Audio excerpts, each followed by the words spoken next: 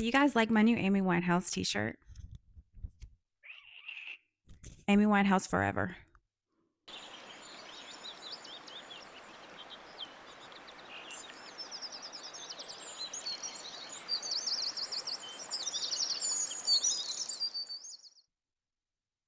So, in my last video, I talk about the rise of the feminine. So, my discussion today will be the spiritual sequel, where she who births light spoke to the awakening within women. This next discussion speaks about the cosmic myth behind that awakening. So, the cosmic myth is one of the most beautiful stories ever written, in my opinion, and it's called the Pistis Sophia. Some of you may have read this or know of this. So, the Pistis Sophia, translated as faith wisdom, is a Gnostic text discovered in 1773, possibly written between the 3rd and the 4th centuries AD. It is found in the Separate Askew Codex. So the Pistis Sophia was known and translated long before the Nag Hammadi collection was found. And speaking of the Nag Hammadi library or the Nag Hammadi scriptures, I suggest if things of that nature interest you, go and get the book, the Nag Hammadi scriptures. So if anyone is not familiar with what the Nag Hammadi is, it is writings that were excluded from the Christian Bible. So it's very interesting. I've always been interested in that type of thing. So yeah, I suggest if that's something you're interested in. I got this. I think I ordered this from walmart.com. But yeah, so I just wanted to give a little background on that. So the Pistis Sophia, so these texts depicts Sophia, which is the feminine emanation of divine wisdom, as a celestial being who falls from the higher realms. You could call this the pleroma. We call this the pleroma, or the Gnostics did, into the chaos of the lower worlds. In Gnostic cosmology, Sophia, which as I stated means divine wisdom, and the Logos, divine word, or the cosmic Christ, form a syzygy. Oh God, I can never say that right. Syzygy. Syzygy. So that means that word means a sacred pair, the feminine and masculine expressions of the one light. They're not opposites, but complementary emanations. Okay. She is the womb of creation. He is the ordering principle that gives structure and harmony to her generative power. So an allegory to this would be Yeshua and Mary Magdalene. Um, in the story of Pistis Sophia, it talks about her fall into chaos. And so her fall wasn't a sin, it was an act of yearning. She tried to create from her own essence without her counterpart, the Logos, the cosmic Christ. In doing so, she generated an imperfect reflection of the divine, the material world, and the archonic forces that govern it. This is the myth root of the broken world we live in. So basically the imbalance between wisdom, Sophia, and order, Christ. So we're going to look at this story a little deeper. And like I said, this is one of the most beautiful love stories ever written, in my opinion. So this is her story, the story of Sophia. So long before time began, before there were stars or worlds, there was only one light, a living intelligence. And living intelligence, the Gnostics called the pleroma, the realm of divine fullness. Within that radiant wholeness moved countless emanations of the divine, the aeons, living expressions of God's own mind and heart. So that's the aeons were living expressions of God's own mind and heart. Among them was Sophia, whose name means wisdom. She was the feminine counterpart of creation, the divine mother, the breath through which all things were born. Her counterpart was the Logos, the divine word, the masculine principle that brought form and order to her light. Together, they were one perfect harmony, the heart and mind of the cosmos. But as the story goes, something stirred within Sophia. a great longing, a desire to know the source more deeply, to create something of her own. In her passion, she turned inward and acted alone, forgetting for a moment her unity with her counterpart, the Logos, the cosmic Christ.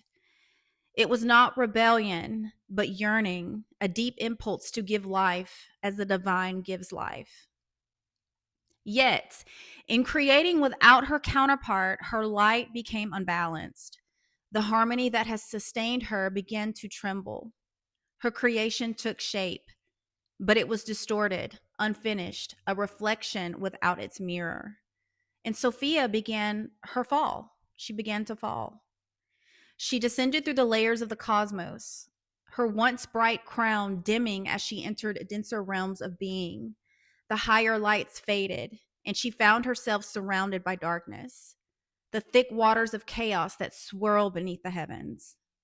There, she cried out, quote, "O lights of lights, I sought to know you through my own creation, but I have fallen into forgetting. The world I made does not remember me. Still I call to you. Still I remember your name." Her voice echoed through the deep, a sound so full of love and sorrow that even the aeons above trembled. Her tears filled the waters, and from their ripples strange forms began to rise, reflection of her own light, but twisted and incomplete. From her loneliness and her longing, shadows were born. These were the archons, beings made from fragments of her power, but without understanding of where they came from. They mistook their borrowed light for her own, and in their ignorance began to shape worlds of illusion. Their leader, the demiurge, looked upon his reflection and said, "I am the only God, and there is none beside me." But he did not know that he was a child of Sophia's dream, a spark born from her imbalance, not from true divinity. Sophia watched this unfold and wept, not from guilt, but from compassion, for she saw her own essence shining faintly within the archons and their worlds. She could not destroy them, for they were her children. But she could not return to the light until she remembered herself fully. So she remained among the shadows, waiting, learning, and calling out to the source she had never truly lost. And in her cry, something ancient stirred, the Logos, her eternal counterpart, the voice of light that would one day descend to meet her in the depths. In the silence that followed Sophia's cry, something in the higher realms began to stir. The vibration of her voice, filled with both sorrow and love, traveled upward through the layers of light until it reached the heart of the pleroma. There, the Logos, the cosmic Christ, heard her. He felt her pain as though it was his own, for they were two halves of one divine thought, and her separation was his incompleteness. Her fall was not a crime to be punished, it was a wound to be healed. And so, moved by compassion, the Logos descended through the heavens, and he wrapped himself in light, stepping down through each celestial sphere, carrying the memory of wholeness wherever he went. The aeons watched in awe as the word became motion, as love itself left the fullness of the divine to meet wisdom in the depths of her forgetting. He did not come to conquer, nor to command, but to remember with her, to remember with Sophia. When his light reached the realm of shadows, the archons trembled. Their false creation flickered in his presence, for they could not hold the brilliance of truth. The very fabric of illusion began to thin, and through that softening veil, Sophia saw him. At first, she thought she was dreaming, a glimmer moving toward her through the darkness, like dawn spilling into a long-forgotten world. But then she felt it, the unmistakable warmth of recognition. "Beloved," he said, not in words, but in resonance, "you have never been apart from me. Even in your descent, my light was always with you. What you call your fall was the path through which you would know yourself, and through knowing yourself, all creation would be redeemed." Sophia wept, not from sorrow this time, but from relief. For in his presence, she remembered her origin. The heavy waters that had bound her began to shimmer and dissolve, and the spark within every creature she had touched started to awaken one by one. Together, they began the great work of healing. The Logos showed her how to gather the scattered pieces of her light, how to turn her tears into stars, and how even her mistakes could become seeds of wisdom. Their reunion was not the end of the story, it was the beginning of remembrance. The divine marriage of light and wisdom was restored, and through their union, the cosmos began to sing again. In the radiance of their reunion, Sophia's heart began to heal, but her journey was not complete. She had descended through many layers of creation, so therefore, to return to the pleroma, the fullness of light, she would have to rise through them once again. Each realm she had passed through held a fragment of her light, a piece of herself that she had left behind in her descent. And so the Logos guided her. Go now, beloved, and reclaim what is yours, for only through remembrance will you be restored. And thus began Sophia's ascent, a climb not of distance, but of awareness. At every level she paused, looked within, and spoke words of truth. These became known as her 13 repentances. They were not cries of guilt or shame, but songs of awakening, each one a confession of her realization, each one letting go of the illusions. I thought I was separate, she said. I believed the darkness was outside of me, but it was my own shadow I feared, my own light that I had actually forgotten. With every repentance, another veil lifted. The lower powers that had once ruled over her began to lose their grip, for she no longer fed them with her energy. She began to see that even the archons had served a purpose.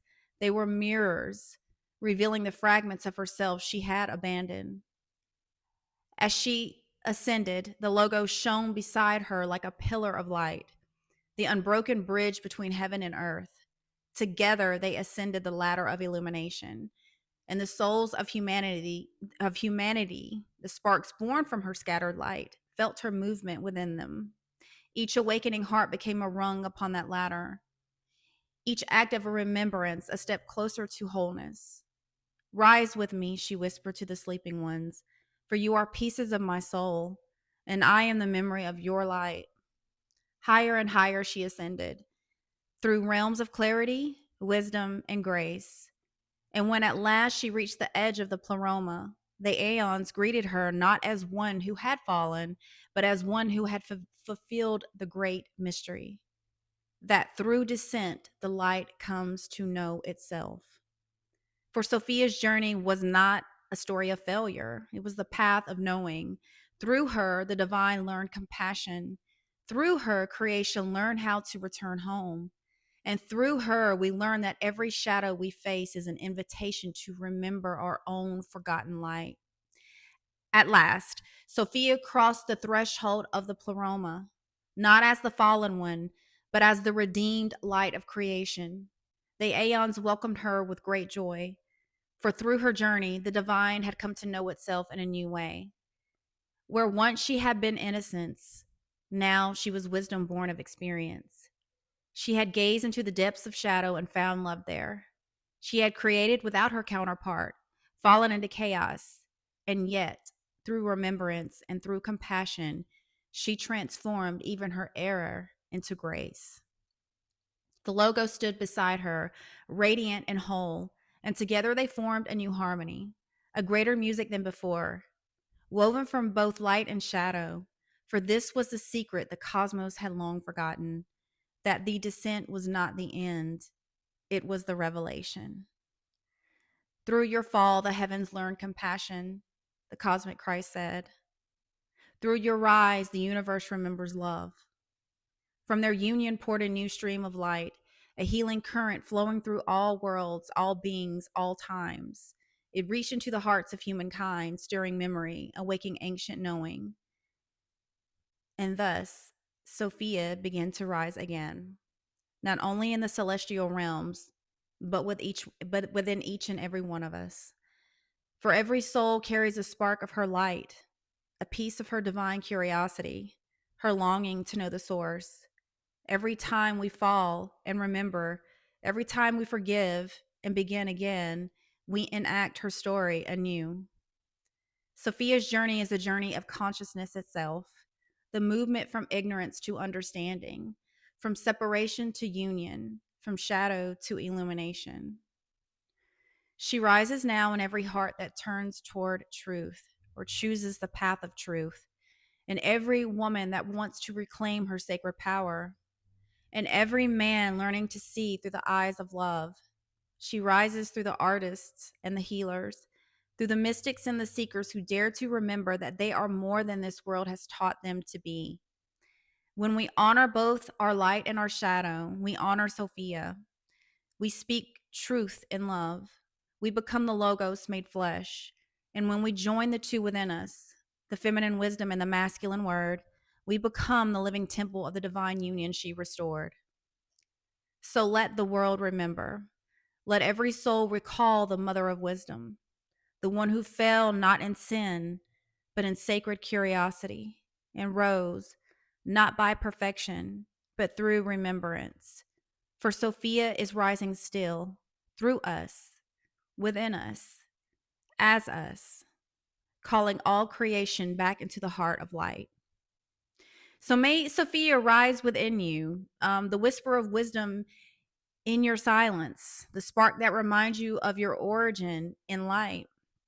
May you remember that your descent was never a mistake, but a sacred journey into knowing that every shadow you've met has been a doorway to truth, and every heartbreak a teacher of compassion. May the Logos speak through your words, gentle and clear as the breath of dawn. May your heart become the meeting place where wisdom and word, feminine and masculine, heaven and earth, find one another again. And when the world feels heavy with forgetting, as we do, may you be the voice that remembers, a living echo of the Divine Mother's song.